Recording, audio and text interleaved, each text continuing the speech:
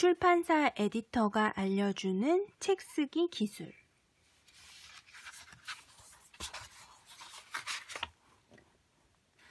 아무리 비우고 비워도 회사 계정의 메일 상자에는 늘 빨간 숫자가 깜빡이고 있습니다.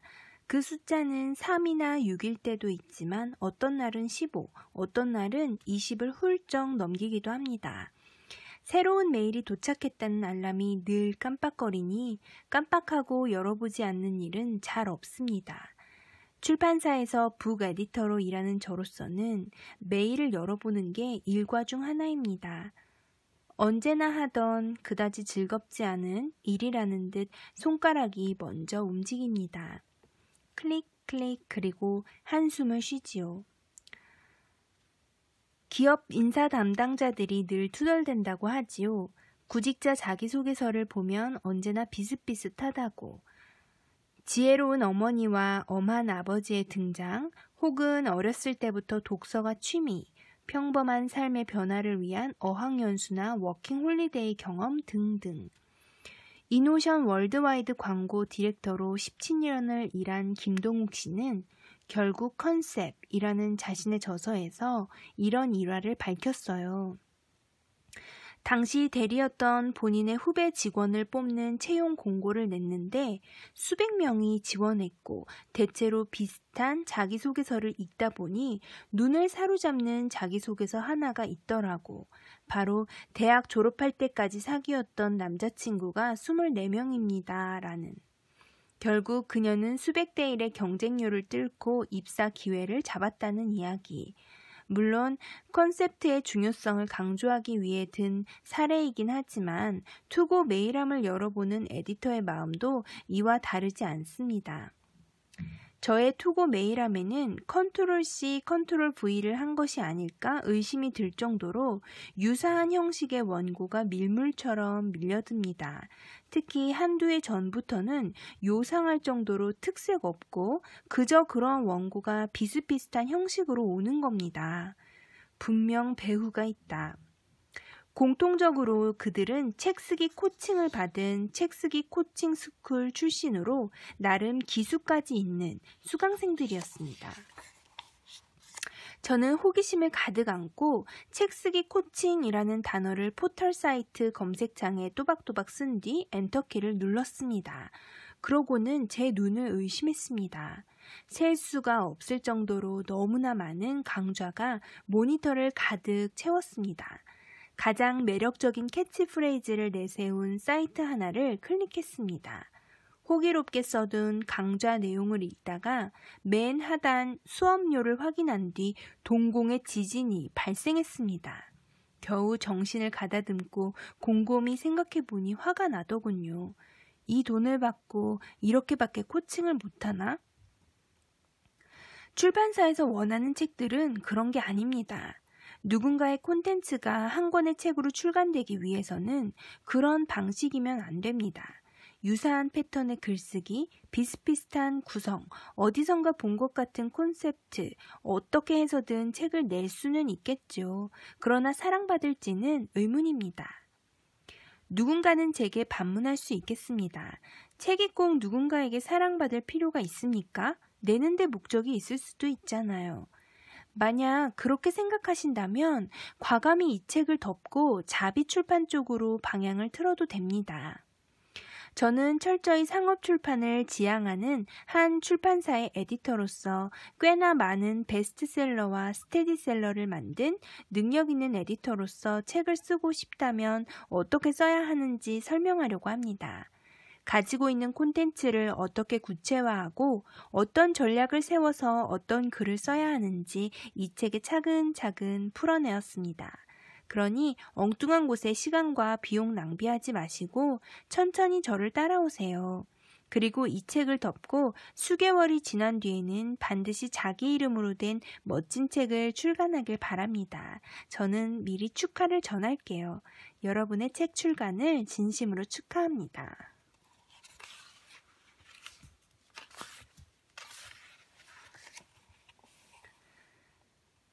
무슨 일을 하느냐고 묻는 사람들에게 출판사에서 책을 만든다고 답을 하면 거의 대부분 눈을 초롱초롱 반짝이며 말합니다.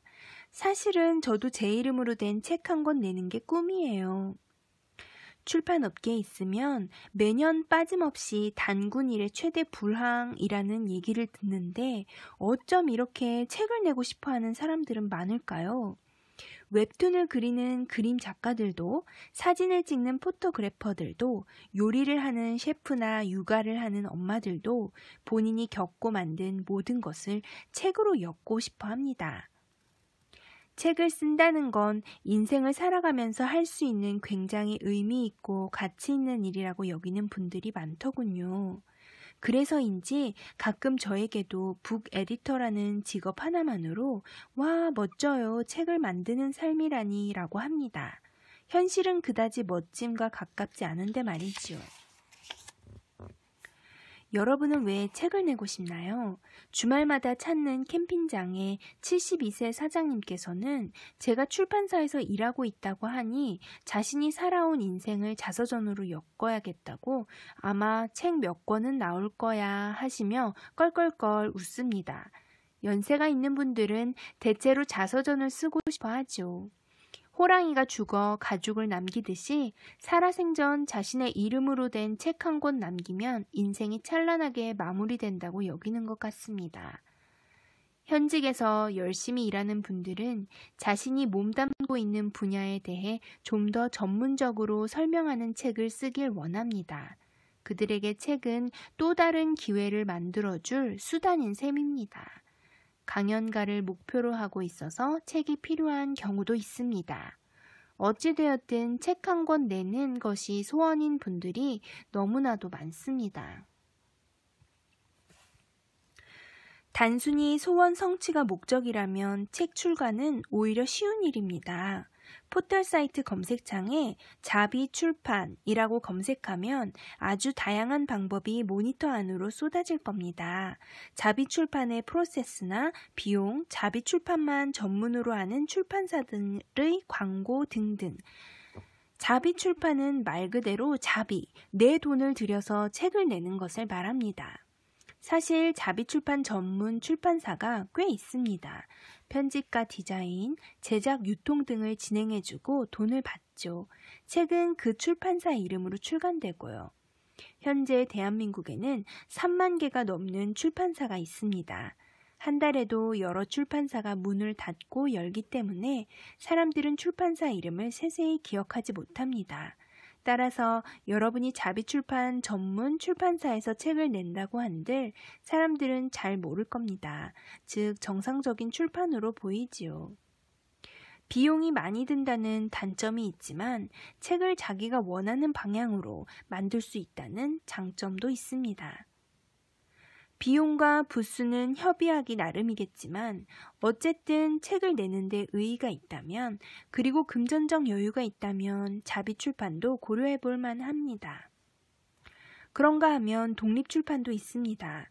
자기 돈을 들여 만들어야 한다는 건 자비출판과 유사합니다. 소량 생산이 가능하고 만들고 싶은 대로 만들 수 있습니다. 다만 책을 만들 때 독립출판은 그 특성상 저자의 역량이 좀 더 필요합니다. 오히려 기성품과 다른 형태, 좀 더 실험적인 형태의 책일수록 독립출판물 시장에서 사랑받을 가능성이 큽니다. 독립출판을 진행하고 납품까지 맡아주는 곳도 있고 단순히 만드는 데까지만 관여하는 곳도 있습니다. 그래서 자신의 출판물을 유통시키려면 일일이 독립출판 서점에 입점 문의를 해야 한다는 번거로움이 발생합니다. 만약 여러분이 SNS나 블로그 등에서 어느 정도 파워가 있다는 생각이 든다면 자신의 채널을 통해 주문을 받고 배송을 해주는 형태도 괜찮습니다. 요즘 독립출판 서점은 멋스러운 개성과 독특한 색깔을 갖춘 곳이 워낙 많아서 그 서점에 내 책이 있다는 것만으로도 자부심을 느끼게 합니다. 본인이 만들고자 하는 책과 어떤 독립출판 서점 사이에 맞닿는 지점이 있다면 독립출판물로 만들어 출간하는 방법도 고려해 볼 만합니다. 최근에는 독립출판물로 인기를 얻은 뒤 상업출판사에서 다시 편집을 하여 재출간되는 책들도 많습니다. 107x170mm 판형 146쪽의 찌질한 인간 김경희가 138x194mm 판형 308쪽의 찌질한 인간 김경희로 출간된 것도 한 예입니다. 심지어 베스트셀러에 등극한 책도 있습니다. 일명 떡볶이 책으로 불리는 백세희 작가의 죽고 싶지만 떡볶이는 먹고 싶어이지요. 출판 기획이 업인 북 에디터들의 습성을 떠올려 보세요. 책을 좋아하니 대형 서점을 비롯한 독립출판물 서점 역시 방앗간처럼 드나들 겁니다. 그러다가 상업출판으로도 가능성이 있어 보이는 출판물을 발견한다면 당장 그 저자를 찾아 나서지 않겠습니까? 정말 소소하게 지인이나 가족들과 나눠볼 책이라면 소량으로 책자를 만들어주는 인쇄소나 온라인 출력실에 문의하는 게 좋습니다. 비용이 매우 저렴한 것이 장점입니다만 본인이 편집하고 디자인해야 한다는 번거로움이 발생합니다. 개인적으로 간직할 사진집을 만들고 싶다면 온라인 사진 인화 업체에서 제공하는 책자 만들기 서비스를 이용하는 게 출판사 문을 두드리는 것보다 더 현명할지 모릅니다. 편집 툴을 제공할 뿐더러 수량도 마음대로 뽑을 수 있으니까요. 여러분 소원이 단순히 책을 내는 것이라면 오히려 이런 접근이 현실적입니다. 생각보다 훨씬 쉽게 소원을 이룰 수 있습니다. 요즘 TV를 보면 직업이 작가인 분들이 방송에 많이 출연합니다. 그들은 TV에 나와서 책을 쓰며 산다고 합니다. 가끔은 책을 써야 하기 때문에 몇 달은 방송을 쉬어야 한다며 이별을 고하기도 하지요. 멋있나요? 글을 쓰며 사는 삶, 책만으로 사는 삶. 2017년 5월 TVN 현장 토크쇼 택시 프로그램에 이지성 작가가 출연하여 인쇄로 40억을 받았다는 이야기를 하였습니다. 그가 쓴 꿈꾸는 다락방이나 리딩으로 리드하라 등의 성공을 보면 그리 놀랄 액수도 아닙니다. 일본 작가 모리 히로시가 쓴 작가의 수지라는 책이 있습니다. 이 책을 읽은 우리나라 전업작가들이 큰 충격에 빠졌다는 소문이 돌았는데 바로 그가 20년간 쓴 책으로 번 인쇄 수입만 153억 원이라는 내용이 있었기 때문입니다. 물론 그는 278권의 책을 썼고 그 책들은 총 1,400만 부가 판매되었다고 하긴 합니다. 그런데 말입니다. 우리나라는 다릅니다. 이름만 들어도 내노라 하는 문인이 아니고서야 이 정도 인쇄 수입을 얻는 작가는 극히 드뭅니다. TV에 수시로 등장하는 작가라는 직업도 사실은 방송인에 더 가깝습니다. 방송 효과로 책이 좀 더 판매가 잘 되는 선순환 구조에 놓여 있는, 사실 일주일에 한 권씩 책을 써내는 사람은 거의 없겠죠. 쓴다고 한들 자신이 컨트롤할 수 있는 출판사에서 내지 않는 이상 시기 맞춰 책이 나올 리도 만무합니다. 아무리 다작을 하는 저자라 해도 1년에 기껏해야 2-3종입니다. 한 권당 정가가 15,000원인 책이 1만 부가 팔렸다 하더라도 인쇄가 10%라면 1,500만 원이죠. 2종일 경우 연봉이 3천만 원인 셈이고 3종일 경우 연봉이 4,500만 원인 셈입니다. 그런데 자신이 쓴 모든 책이 1만 부 이상 판매되는 기적은 그리 자주 일어나지 않습니다. 판매되었다 한들 3종의 책이 하루 종일 모니터 앞에서 자판을 두드린 결과라 한다면 어떤가요? 시간당 최저임금으로 계산해도 턱없이 부족한 금액이지 않나요? 책 한 권 잘 되어 우쭐해진 어깨로 처음이 어려웠지 이제 책 쓰는데 자신감이 생겼어요. 회사 그만두고 전업작가로 전향해야겠어요. 라는 분들이 있죠. 그러면 저는 4단 도시락을 싸가지고 따라다니면서 아침, 점심, 저녁, 간식 먹어가며 무조건 말릴 겁니다. 절대 절대 그러지 마세요. 저처럼 이렇게 전업작가를 말리는 전업작가가 있는데 바로 원숭이도 이해하는 자본론 책을 쓴 임승수 작가입니다. 그는 2014년 5월 PFCCO에서 책으로 받는 자기 인세에 대해 솔직하게 고백했습니다.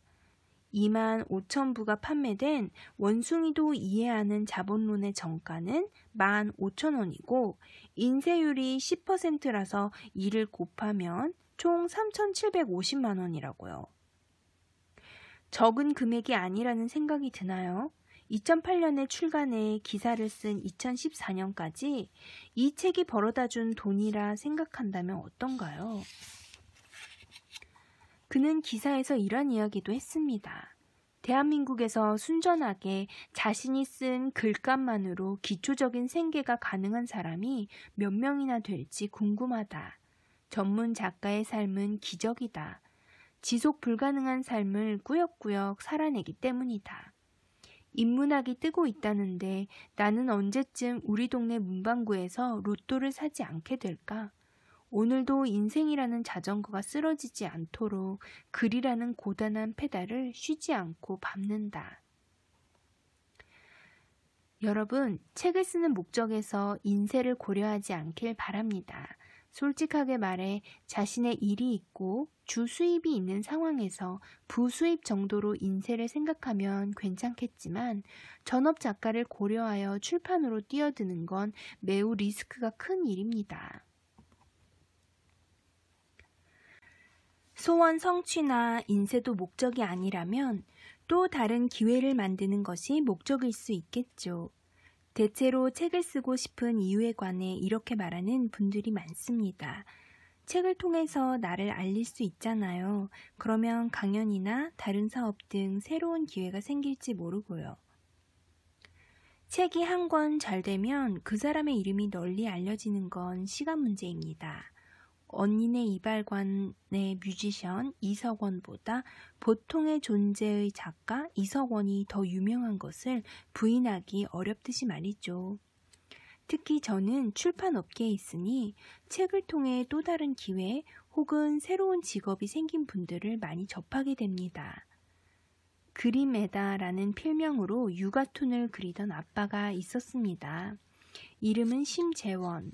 광고회사에서 아트 디렉터로 일했죠. 바쁜 와중에도 아들과의 일상을 한 컷의 만화로 그리면서 꽤 유명해졌습니다. 그는 자신의 그림을 모아 첫 책 천천히 크렴을 출간합니다. 이후 육아휴직을 하고 핀란드 대사관의 도움을 받아 가족과 함께 몇 개월간 핀란드에 머물면서 그 나라의 육아 정책이나 육아 환경 등을 웹툰으로 그려내는 프로젝트를 시작했습니다. 이 웹툰에 에세이를 덧붙여 똑똑똑 핀란드 육아라는 책이 출간되었죠. 책은 1만 부가 넘게 판매되었고 다른 나라 육아 환경을 세심하게 담아낸 책 덕분에 이후로 핀란드 육아에 관련된 수많은 교육 콘텐츠 강연의 연사로서 초청받게 되었습니다. 지난 4월 조선일보의 인터뷰 기사를 보면 현재는 광고회사에서 받던 연봉보다 더 큰 수익을 창출하고 있다고 합니다. 출판사로 걸려오는 전화 중 절반 이상은 백화점이나 마트 문화센터 담당자, 도서관 강연 기획자, 기타 기업 강연 담당자의 강연 요청 전화입니다. 그들 역시 훌륭한 강사를 찾는 게 일입니다.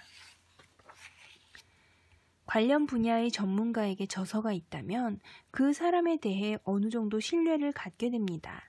특히 인기가 있는 저서라면 저자에 대한 호감도는 더더욱 높아지겠죠. 이번에 나온 책 뭐뭐뭐의 저자님 연락처를 알고 싶습니다. 그러면 출판사에서는 연락처를 바로 넘겨드리거나 여쭤본 뒤 알려드리겠다고 관련자 정보를 받아두지요. 가끔 강연 비용 및 일정 등을 출판사에서 조율해주면 좋겠다고 요청하는 저자들도 있습니다. 번거로운 일이지만 담당 에디터로서 저자의 매니저를 자청하며 기꺼이 도움을 드리는 편입니다. 여기까지의 이야기 중 여러분이 간과해서는 안 되는 큰 포인트 지점이 있습니다. 한 권의 책이 한 사람의 포지션을 바꿔주고 전문성을 부여해준다면 그 책은 훌륭해야 한다는 것. 판매가 훌륭해야 한다? 아니요. 외형이 훌륭해야 한다? 아닙니다. 바로 콘텐츠가 훌륭해야 합니다. 책에 담긴 콘텐츠가 어느 정도 이상의 퀄리티는 가져야 한다는 말입니다. 반드시 모든 책이 그렇지는 않지만 콘텐츠가 훌륭하다면 그 책은 입소문이 나고 자연스럽게 판매가 오릅니다. 즉, 책이 내 가치를 높이고 기회를 만들어 줄 것이라 기대한다면 가장 기본적으로 좋은 콘텐츠로 구성되어야 하는 것입니다.